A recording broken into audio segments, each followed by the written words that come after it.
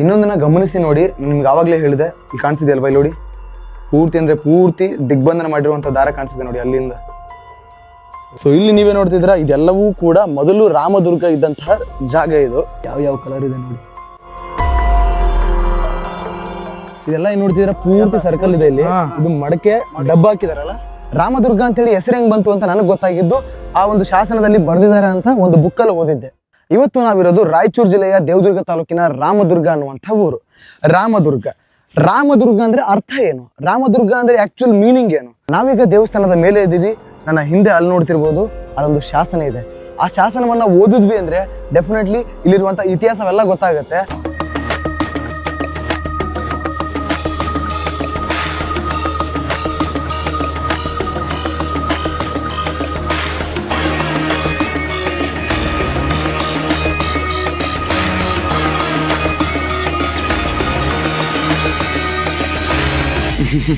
ಬಂದ್ರಿ ಬರ್ರಿ.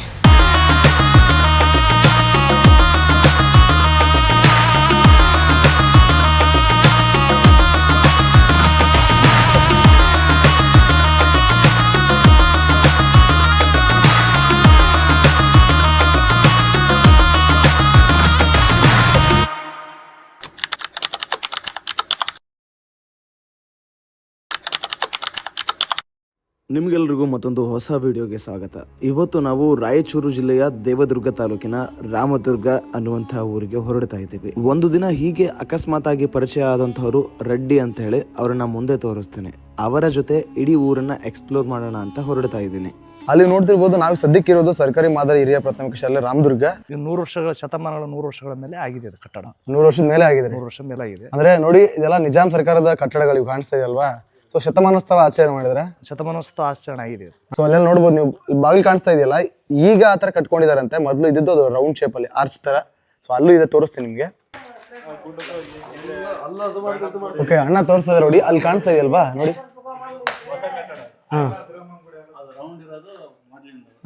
ಅವ್ರು ಕಟ್ಟಿದಾಗ ಇಲ್ಲಿ ಕಾಣಿಸ್ತದಲ್ವಾ. ಸೊ ಆ ರೀತಿಯ ಒಂದು ರೌಂಡ್ ಶೇಪ್ ಅಲ್ಲಿ ಇತ್ತು. ಈಗ ಇದನ್ನು ಹೊಸ ಕಟ್ಟಡ ಆದ್ಮೇಲೆ ಈ ತರ ಮಾಡ್ಕೊಂಡಿದ್ದಾರೆ. ಸರ್ ಆವಾಗ ಏನಾಯ್ತು ಇದು? ಅವಾಗ ಶಾಲೆ. ಸೊ ಅಂದ್ರೆ ಮೊದಲು ಶಾಲೆ ಇತ್ತು, ಈಗಲೂ ಶಾಲೆ ಕಂಟಿನ್ಯೂ ಆಗಿದೆ. ಈಗ ನೀವೇ ನೋಡಿದ್ರಿ, ಇದು ಪೂರ್ತಿ ಶಾಲೆ ಏನಿದೆ ಈ ಕಡೆದಲ್ಲ, ಇದು ತುಂಬಾ ಹಳೆಯ ಕಟ್ಟಡ. ಅದನ್ನ ಇನ್ನೂ ಕೂಡ ಉಳಿಸ್ಕೊಂಡು ಹೋಗ್ತಾ ಇದ್ದಾರೆ. ಅಂದ್ರೆ ಸುಮಾರು ಒಂದು 100 ವರ್ಷ ಮೇಲೇನೆ ಆಯ್ತು. ಹೈದರಾಬಾದ್ ನಿಜಾಮರ ಕಾಲದಲ್ಲಿ ಇದ್ದಂತಹ ಕಟ್ಟಡನ ಇನ್ನು ಉಳಿಸ್ಕೊಂಡು ಹೋಗ್ತಾ ಇದ್ದಾರೆ. ಮತ್ತೆ ಶಾಲೆ ಶಾಂಕ್ಷನ್ ಆಗಿದೆ. ಆ ಕಡೆ ನೋಡ್ತಾ ಇರ್ಬೋದು ನೀವು, ಕನ್ಸ್ಟ್ರಕ್ಷನ್ ನಡೀತಾ ಇದೆ. ಮೊದಲು ಶಾಲೆನೇ ಇತ್ತಂತೆ, ಇವಾಗ್ಲೂ ಕೂಡ ಶಾಲೆನೇ ಆಗ್ತಾ ಕಂಟಿನ್ಯೂ ಆಗ್ತಾ ಹೋಗ್ತಾ ಇದೆ.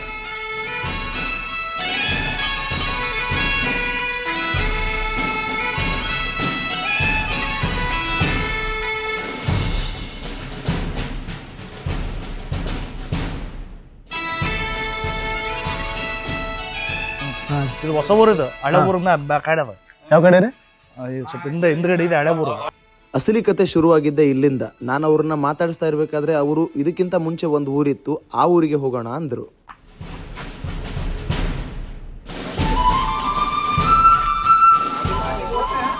ಕ್ರಿಯಾಶೀಲತೆ ಯಶಸ್ಸಿನ ಕೀಲಿ ಕೈಯಾಗಿದೆ.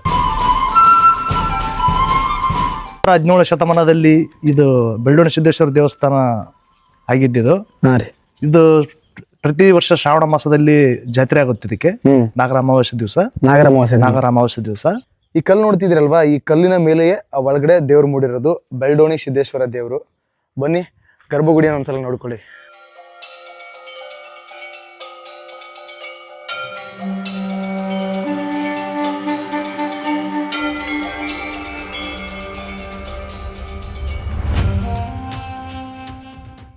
ಮೂಲ ದೇವಸ್ಥಾನ ಇಲ್ಲಿ ಇದೆ. ಇದ್ರದ್ದು ಹೊಸ ದೇವಸ್ಥಾನ ಊರೊಳಗೆ ಕಟ್ಕೊಂಡಿದ್ದಾರೆ. ಇದ್ರದ್ದು ಮೂಲ ಅಂದ್ರೆ ಕುರುಬುರ ದೇವರು, ಇವರ ಅರ್ಚಕರು. ಪಲ್ಲಕ್ಕಿ ಊರಿಂದ ಬರುತ್ತೆ, ನಾಗರಾಮೇಶ ಜಾತ್ರೆ ಆಗುತ್ತೆ, ನಾಗರಾಮೇಶ. ಮತ್ತೆ ಸಾಯಂಕಾಲ ಮತ್ತೆ ಪಲ್ಲಕ್ಕಿ ಹೋಗುತ್ತೆ, ಊರೊಳಗಡೆ ಹೋಗುತ್ತೆ ಪಲ್ಲಕ್ಕಿ. ಬಂದಿನ ಹೋಗುತ್ತೆ, ಬಂದು ತಿರುಗಿ ಮಾರನೇ ದಿವಸ ಹೋಗುತ್ತೆ. ಬಂದು ಒಂದಿನ ಇಲ್ಲಿದ್ದು ಮಾರನೇ ದಿನ ಹೊರಡುತ್ತೆ. ಜಾತ್ರೆ ಅಂದ್ರೆ ಯಾವ ತರ ಜಾತ್ರೆ? ಬರೀ ಜಾತ್ರೆ ಅಷ್ಟನ್ನ ಅಥವಾ ದನ ಜಾತ್ರೆ ಆಗುತ್ತೆ, ಹೇಳಿಕೆ ಆಗುತ್ತೆ. ನೀವು ಪೂಜೆ ಮಾಡೋದು ನೀವನ್ರಿ? ಜಾತ್ರೆ ಯಾವಾಗ ಆಗತ್ರಿ? ನಾಗರಾಮಾಸಿ ಎಷ್ಟು ಜನ ಎಷ್ಟು ಸೇರಿರ್ತದ್ರಿ? ಎಲ್ಲ ಫುಲ್ ಜಗ್ಗಿ ಸೇರ್ತಾರ ಜನ. ಜಗ್ಗಿ ಸೇರ್ತಾರ. ಪಲ್ಲಕ್ಕಿ ಬರ್ತಿಲ್ಲ ಈಗ? ಹೊಲಕ್ ಬರ್ತಪ್ಪ. ನಿಮ್ಮ ಹೆಸರು? ಹೆಸರು ಅಂತ ಹಾಕ್ಕೊಳಕ್ ಗೌಡದ ಮೇಲೆ ಆಯ್ತಿ ಏನ್ ಹೇಳ್ರಿ ಅಲ್ಲ ಕಿರಿಕಿ ಬರ್ತಾವ ಕಿರಿಕಿ ಬರ್ತಾವ ನಮ್ ದೇಶ ರೀ ನಾವು ಕೊಟ್ಟಿರೋ ದೇಶ ರೀ ಇದು. ನೋಡಿ ಒಂದಿನೂ ಕ್ಯಾಮ್ರಾ ಮುಂದೆ ನಿಲ್ದೇ ಇರೋರು ಸಡನ್ ಆಗಿ ಕ್ಯಾಮ್ರಾ ಹಿಡಿದ್ರೆ ಈ ತರ ಮಾತಾಡ್ತಾರೆ. ಯಾಕೆ ಬೇಕು ಸುಮ್ಮನೆ ನಮ್ಗೆ ಯಾಕೆ ಕಿರಿಕಿರಿ ಅಂತ ನಾನು ಸುಮಾರು ಸತಿ ನಿಮ್ಗೆ ಹೇಳಿದ್ದೀನಿ. ಸುಮ್ಮನೆ ಪ್ರಾಬ್ಲಮ್ಗಳನ್ನ ಕ್ರಿಯೇಟ್ ಮಾಡ್ಕೊಳಕ್ಕೆ ಅವ್ರಿಗೆ ಇಷ್ಟ ಇರಲ್ಲ. ಹಂಗಾಗಿ ಅವ್ರು ಪ್ರಾಬ್ಲಮ್ ಅಂತ ತಿಳ್ಕೊತಾರೆ. ಕ್ಯಾಮ್ರಾ ಅನ್ನೋದೇ ಒಂಥರ ಪ್ರಾಬ್ಲಮ್ ಥರ ಕಾಣಿಸುತ್ತೆ ಅವ್ರಿಗೆ. ಹಂಗಾಗಿ ಹೇಳಕ್ ತುಂಬ ವಿಷಯ ಇದ್ರೂ ಕೂಡ ಹೆದರ್ತಾರೆ. ಸೊ ಇಲ್ಲಿ ನೀವೇ ನೋಡ್ತಿದ್ದೀರಾ, ಇದೆಲ್ಲವೂ ಕೂಡ ಮೊದಲು ರಾಮದುರ್ಗ ಇದ್ದಂತಹ ಜಾಗ ಇದು. ಇಲ್ಲಿ ನೀವೇ ನೋಡ್ತಿದ್ದೀರಾ, ಇಲ್ಲೆಲ್ಲ ಮನೆ ಇದ್ದಂತಹ ಜಾಗ, ಹಳೆ ಊರು ಅಂತ ಏನು ಕರೀತಾರೆ. ನಿಮಗೆ ತೋರಿಸ್ತಾ ಇರೋದು ನಾನು ಇಲ್ಲಿ ನೋಡಿ, ಈ ಹಳೆ ಊರಲ್ಲಿ ಹಳೆ ಮನೆಗಳಿದ್ವಲ್ವಾ, ಸೊ ಆ ಮನೆಯ ಒಳಗಡೆ ಇದ್ದಂತಹ ಗಡಿಗೆಗಳು ನೋಡಿ ಇಲ್ಲಿ ಕಾಣಿಸಿದೆಯಲ್ಲ. ಸೊ ಗಡಿಗೆಗಳು, ಆ ಗಡಿಗೆಗಳನ್ನ ಈಗೆಲ್ಲ ಒಡೆದಾಕ್ಬಿಟ್ಟಿದ್ದಾರೆ. ಯಾಕೆ ಗೊತ್ತಲ್ಲ, ಇಲ್ಲಿ ನೋಡಿ ಈಗೆಲ್ಲ ಕುಂಡಿಲಿ ಏನು ನಡೀತಾ ಇದೆ ಅದೆಲ್ಲ ಇಲ್ಲಿ ನಡೆದೋಗಿದೆ ನೋಡಿ.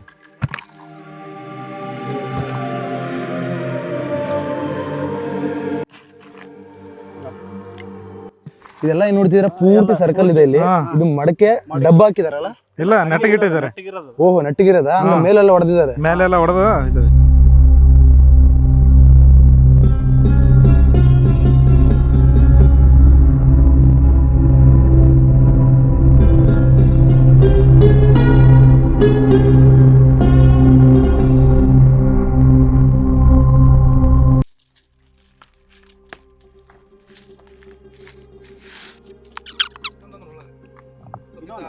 ನೋಡ್ತಿರ್ಬೋದು ವಿಗ್ರಹ ಐಡೆಂಟಿಫೈ ಮಾಡೋಕ್ಕಾಗಲ್ಲ, ಆ ರೀತಿ ಆಗಿದೆ.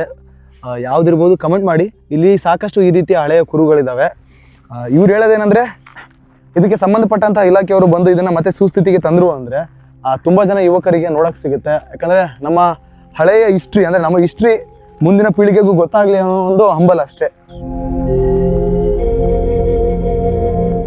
ನಾ ಎಲ್ಲೇ ನೋಡಿದ್ರು ಸಾವು, ನನ್ನ ಕಣ್ಣಿಗೆ ಯಾವ ಕಣ್ಣ ಹೆಂಗೆ ಕಾಣ್ತಾವೆ ನೋಡ್ರಿ ಇಲ್ಲಿ. ಇಲ್ಲೊಂದು ತುಂಬಾ ಪುರಾತನವಾದಂತಹ ಹಳೆಯ ದೇವಾಲಯ ಇದೆ, ಈಶ್ವರ ದೇವಾಲಯ.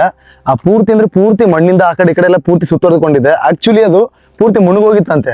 ಅವ್ರು ಹೇಳ್ತಾ ಇದ್ರು ಪೂರ್ತಿ ಮುಳುಗೋಗಿದೆ, ಅದ್ರ ಮೇಲೆ ನಾವು ನಡೆದಾಡಿದೀವಿ. ಆದ್ರೆ ಈಗ ಊರಿನ ಜನ ಎಲ್ಲ ತಮ್ಮ ತಮ್ಮ ಮನೆಗಳನ್ನ ಕಟ್ಕೊಳ್ಳಕ್ಕೆ ಇಲ್ಲಿರುವಂತಹ ಇದ್ರ ಮೇಲಿದ್ದಂತಹ ಮಣ್ಣನ್ನ ತಗೊಂಡು ಹೋಗಿದಾರಲ್ವಾ, ಆವಾಗ ಈ ಗುಡಿ ಮೇಲ್ ಬಂದಿದೆ ಅಂತೆ. ಈಗ ನೋಡ್ಬೋದು, ನೋಡ್ಲಿಕ್ಕೆ ಇಷ್ಟು ಕಾಣ್ತಾ ಇದೆ. ಬನ್ನಿ ಒಳಗಡೆ ಹೋಗೋಣ. ಒಂದು ಲಿಂಗ ಇದೆ, ಅದಾದ್ಮೇಲೆ ಆ ನಿಧಿಗಳಿಂದಾಗಿ, ಆ ನಿಧಿಯ ಅದರ ಹುಡುಕಾಟದಿಂದಾಗಿ ತುಂಬಾ ತೆಗ್ಗುಗಳನ್ನು ತೆಗೆದು ಆ ಪೂಜೆ ಗೀಜೆ ಹೋಮ ಹವನ ಮಾಡಿಸ್ತಾರಲ್ಲ, ಆ ದಿಗ್ಬಂಧನಗಳು ಆ ರೀತಿ ಮಾಡಿದ್ದಾರೆ. ಅದರ ಕುರುಗಳು ಸಹ ಇದಾವೆ. ಬನ್ನಿ ದೇವಾಲಯ ಹೇಗಿದೆ ನೋಡೋಣ. ಹೊರಗಡೆಯಿಂದ ಹೊರಟ್ರೆ ನಿಮ್ಗೆ ಇಲ್ಲೊಂದು ಕಂಬ ಇದೆ, ಆ ಕಡೆ ಒಂದು ಕಂಬ ಇದೆ. ಸೊ ಕೆತ್ತನೆ ನೋಡಿ ಯಾವ ರೀತಿ ಇದೆ ಅಂತ.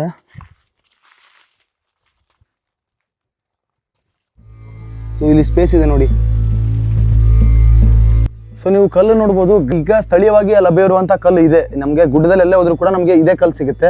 ಯಾವಾಗ ಇಲ್ಲಿನ ಹಳೆಯ ಊರು ಅಂದ್ರೆ ಇಲ್ಲಿ ಹಳೆಯ ಜನ ಯಾವಾಗಿದ್ರು ಅವರೆಲ್ಲ ಬಿಟ್ಟು ಹೋದ ಮೇಲೆ ಇದು ಪೂರ್ತಿ ಮುಚ್ಕೊಂಡಿತ್ತಂತೆ. ಅವ್ರು ಹೇಳ್ತಾ ಇದ್ರು. ಸ್ವಲ್ಪ ಸೂಕ್ಷ್ಮವಾಗಿ ಗಮನಿಸಿ, ಇಲ್ಲಿ ನೋಡ್ಬೋದು ಡೀಟೇಲಿಂಗ್ ಯಾವ ರೀತಿ ಇದೆ ಅಂತ. ಸೊ ಇದು ಯಾವ ಕಾಲಮಾನದ್ದು ಅಂತ ನಿಮ್ಗೆ ಈ ತರದ ಡಿಸೈನ್ಗಳ ಮೇಲೆ, ಈ ಕೆತ್ತನೆಗಳ ಮೇಲೆ ಗೊತ್ತಾಗುತ್ತೆ. ಸೊ ಇಲ್ಲಿ ನೋಡ್ಬೋದು ನೀವು, ಇಲ್ಲಿ ಕಾಣಿಸ್ತಿದೆಯಲ್ವಾ, ಇಲ್ಲಿ ಲಿಂಗದ ಚಿತ್ರ ಇದೆ. ಸೊ ಆ ಕಡೆಗೂ ಕೂಡ ಲಿಂಗದ ಚಿತ್ರ ಇದೆ. ಸೊ ಈ ಕಡೆ ಆನೆ ಇದೆ. ಸೆಂಟ್ರಲ್ಲಿ ಒಂದು ದೇವರ ಮೂರ್ತಿ ಇದೆ. ಯಾರು ಅನ್ನೋದು ಗೊತ್ತಿತ್ತು ಅಂದ್ರೆ ಕಮೆಂಟ್ ಮಾಡಿ. ನೋಡಿ, ಸೊ ಇಲ್ಲಿ ಪೂರ್ತಿ ತೆಗ್ಗನ್ನ ತೋಡಿದ್ದಾರೆ. ಆಕ್ಚುಲಿ ಈ ಲಿಂಗ ಇಲ್ಲಿತ್ತು ಅನ್ಸುತ್ತೆ. ಸೊ ಆ ಕಡೆ ಒಂದು ಈ ಕಡೆ ಒಂದು ಬಾಗಿಲುಗಳನ್ನ ಹಿಡಿದಿಟ್ಕೊಳ್ಳುವಂತಹ ಹೋಲ್ಡರ್ಗಳಂತ ಅಂತೀವಲ್ವಾ, ಆ ಕಡೆ ಒಂದು ಈ ಕಡೆ ಒಂದು ಇರ್ತವೆ. ಅದಾದ್ಮೇಲೆ ಬಾಗಿಲು ತೆಗಿಯಕ್ಕೆ ಇರುತ್ತಲ್ಲ, ಸೊ ಆ ರೀತಿ 2 ಹೋಲ್ಡರ್ಗಳಿದ್ದಾವೆ. ಸೊ ಅದನ್ನ ಇದು ಮಾಡಿದ್ದಾರೆ.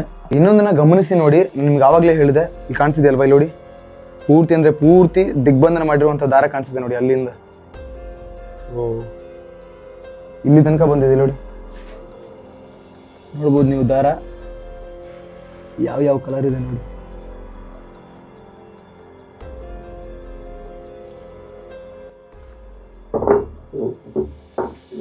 ಕೆಳಗಡೆ ತೆಗ್ಗನ್ನ ತೋಡಿದ್ದಾರೆ. ಅದೇ ನಿಧಿ ಭ್ರಮೆಗೋಸ್ಕರ ಆ ದಿಗ್ಬಂಧನ ಎಲ್ಲ ಮಾಡಿದ್ದಾರೆ ಅಂದ್ರೆ ಯೋಚನೆ ಮಾಡಿ. ಅದಾದ್ಮೇಲೆ ಮೇಲೆ ನೋಡ್ಬೋದು ನೀವು ಡಿಸೈನ್ ಯಾವ ರೀತಿ ಇದೆ ಅಂತ ಹೇಳಿ. ಚಕ್ರ ಇದೆ. ಇಲ್ಲಿ ನೋಡಿ ಗಣಪತಿ ದೇವರು ಇದ್ದಾರೆ ಅನ್ಸುತ್ತೆ. ಇಲ್ಲಿ ಆ ಗಣಪತಿಯ ತಲೆ, ಈ ಕಡೆ ಕೈ, ಅದಾದ್ಮೇಲೆ ಇಲ್ಲಿ ಕಾಲು. ಸೊ ನಿಮ್ಗೆ ಏನ್ ಅನ್ಸುತ್ತೆ ನೋಡಿ, ನನಗಂತೂ ಗಣಪತಿ ದೇವರು ಅನಿಸ್ತಾ ಇದೆ.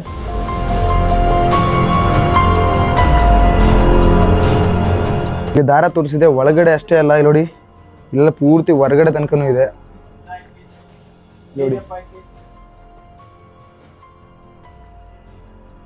ನಾವು ಸುಮಾರು ಲಿಂಗದ ಚಿತ್ರಗಳನ್ನು ನೋಡಿದೀವಿ, ಆದರೆ ಈ ಲಿಂಗದ ಚಿತ್ರಕ್ಕೂ ಮತ್ತೆ ಬೇರೆ ಚಿತ್ರಕ್ಕೂ ಸ್ವಲ್ಪ ಡಿಫ್ರೆನ್ಸ್ ಇದೆ ನೋಡಿ. ಇಲ್ಲಿ ಆ ಕೆಳಗಡೆ ಈ ರೀತಿ ರೌಂಡ್ ಕೊಡದ ಥರ ಇದೆ, ಅದಾದ್ಮೇಲೆ ಪೂರ್ತಿ ಒಂಥರ ಕೊಂಬು ಥರ ಇದೆ. ಸೊ ನಿಮ್ಗೇನಾದ್ರೂ ಗೊತ್ತಿತ್ತು ಅಂದರೆ ಕಮೆಂಟ್ ಮಾಡಿ. ನೋಡಿ ದೇವಸ್ಥಾನ ನೀವು ಕಾಣಿಸುತ್ತಲ್ಲ, ಇಲ್ಲಿ ನೋಡಿ ಪೂರ್ತಿ ಇಲ್ಲಿ ತನಕ ಮಣ್ಣು ಪೂರ್ತಿ ಮುಚ್ಕೊಂಡು ಹೋಗಿತ್ತು ಅಂತ ಇಲ್ಲ, ಪೂರ್ತಿ ಅಂದರೆ ಪೂರ್ತಿ ಇಮ್ಯಾಜಿನ್ ಮಾಡ್ಕೊಳ್ರಿ, ಮಣ್ಣಲ್ಲಿ ಪೂರ್ತಿ ಟೆಂಪಲ್ ಮುಚ್ಕೊಂಡು ಹೋಗಿತ್ತು ಅಂದರೆ ಆಮೇಲೆ ತೋಟದಾಗ ನಮ್ಗೆ ಏನು ಅನಿಸುತ್ತೆ, ಇನ್ನೂ ಭೂಮಿ ಒಳಗೆ ಇನ್ನಷ್ಟು ಯಾವುದಾದ್ರು ಟೆಂಪಲ್ಸ್ಗಳು, ಇನ್ನಷ್ಟು ಶಿಲಾ ವಿಗ್ರಹಗಳು ಎಲ್ಲವೂ ಇರ್ಬೋದಿತ್ತು ಅನ್ಸುತ್ತಲ್ಲ.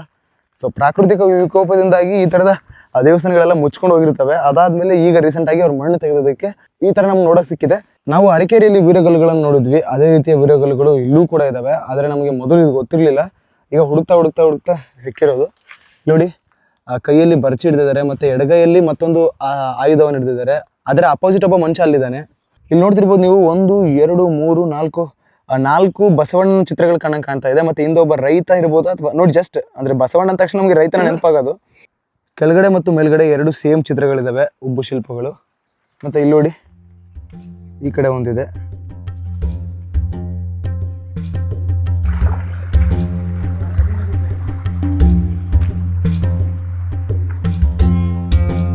ಸೊ ಕೆರೆ ನೋಡ್ಬೋದು ಎಷ್ಟು ವಿಶಾಲವಾಗಿದೆ ಅಂತ. ಆ ಕಡೆ ಪೂರ್ತಿ ಇದೆ. ಇಲ್ಲಿ ನೋಡಿ ಚಿಕ್ಕದೊಂದು ಗೇಟ್ ಮಾಡಿದ್ದಾರೆ. ಸೊ ನೀರಿನ ಅವಶ್ಯಕತೆ ಇದ್ದಾಗ ಗೇಟ್ ಓಪನ್ ಮಾಡ್ತಾರೆ. ಅದಾದ್ಮೇಲೆ ಈಗ ಇಲ್ಲಿ ನೋಡ್ರಿ ಮೀನು ನೋಡಿ ಯಾವ ರೀತಿ ಕಟ್ಟಿದ್ದಾರೆ ಅಂತ ಹೇಳಿ. ಮೇಲೆ ಒಂದು ಲೇಯರ್ ಕಲ್ಲಿದೆ, ಆ ಕಲ್ಲಿನ ಕೆಳಗೆ ಅಲ್ಲಲ್ಲಿ ಸೆಂಟ್ರಲ್ ನೀರು ಬರ್ತಾ ಇದೆ ನೋಡ್ಬೋದು. ಕೊನೆಗೆ ನೀರು ಬರ್ತಾ ಇದೆ, ಅದಾದ್ಮೇಲೆ ಒಂದು ಹೆಜ್ಜೆ ಆದ್ಮೇಲೆ ಆ ಕಡೆ ಮುಂದ್ಗಡೆ ನೀರು ಬರ್ತಾ ಇದೆ. ಅದೇ ತರ ಅಲ್ಲಲ್ಲಿ ಮಾತ್ರ ನೀರು ಬರ್ತಾ ಇದೆ. ಹೈದರಾಬಾದ್ ನಿಜಾಮರ ಕಾಲದಲ್ಲಿ ಕಟ್ಟಿರೋದಂತ ನೋಡಿ, ನಳ ಹೋದಂಗೆ ಹೊಂಟೈತ್ರಿ.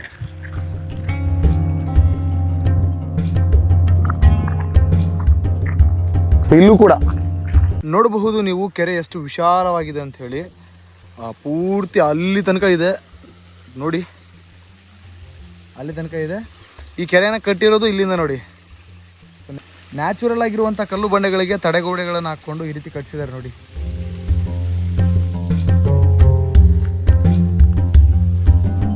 ಒಬ್ಬ ರಾಜ ಆದವನು ತನ್ನ ಪ್ರಜೆಗಳ ಏಳಿಗೆಗೋಸ್ಕರ ಯಾವ್ಯಾವ ರೀತಿ ಕಾರ್ಯಗಳನ್ನು ಕೈಗೊಳ್ತಿದ್ರು ಅನ್ನೋದು ನಮ್ಗೆ ಇಲ್ಲಿ ಗೊತ್ತಾಗುತ್ತೆ. ಅಂದರೆ ಪ್ರಜೆಗಳ ಏಳಿಗೆಗೋಸ್ಕರ ಡ್ಯಾಮ್ಗಳನ್ನು ಕಟ್ಕೊಳ್ಳೋದಾಗಿರ್ಬೋದು, ಚೆಕ್ ಡ್ಯಾಮ್ಗಳನ್ನು ಕಟ್ಕೊಳ್ಳೋದಾಗಿರ್ಬೋದು, ಈ ಥರ ಕೆರೆಗಳನ್ನು ಕಟ್ಕೊಳ್ಳೋದಾಗಿರ್ಬೋದು, ಎಲ್ಲವೂ ಕೂಡ ಪ್ರಜೆಗಳು ಚೆನ್ನಾಗಿರಲಿ ಅಂಥೇಳಿ.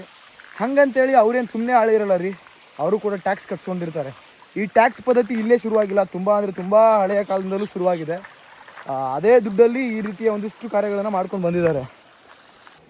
ವಿಡಿಯೋ ತುಂಬ ದೊಡ್ಡದಾಗುತ್ತೆ. ಈ ವಿಡಿಯೋನ ಇಲ್ಲಿಗೆ ಎಂಡ್ ಮಾಡ್ತೀನಿ ರೀ. ಮತ್ತೊಂದು ಹೊಸ ವಿಡಿಯೋದಲ್ಲಿ ಸಿಗೋಣ. ಯಾರ್ಯಾರು ವಿಡಿಯೋನ ಪೂರ್ತಿ ನೋಡಿದ್ದೀರಾ ಎಲ್ರಿಗೂ ಕೂಡ thanks for watching, keep supporting, love you all. And ಇನ್ನೊಂದನ್ನು ಮರಿಬೇಡ್ರಿ, ಯಾವ್ದು ಗೊತ್ತಲ್ಲ, ಶೇರ್ ಮಾಡೋದನ್ನು. ವಿಡಿಯೋ ಇಷ್ಟ ಆಗಿತ್ತು ಅಂದರೆ ಲೈಕ್ ಮಾಡಿರಿ, ಇಷ್ಟ ಆಗಿರಲಿಲ್ಲ ಅಂದರೆ ಮುಲಾಜೆ ಬೇಡ, ಡಿಸ್ಲೈಕ್ ಮಾಡಿರಿ. ಆ್ಯಂಡ್ ಶೇರ್ ಮಾಡೋದನ್ನು ಮರಿಬೇಡ್ರಿ, ಯಾಕಂದರೆ ಶೇರಿಂಗ್ ಈಸ್ ಕೇರಿಂಗ್.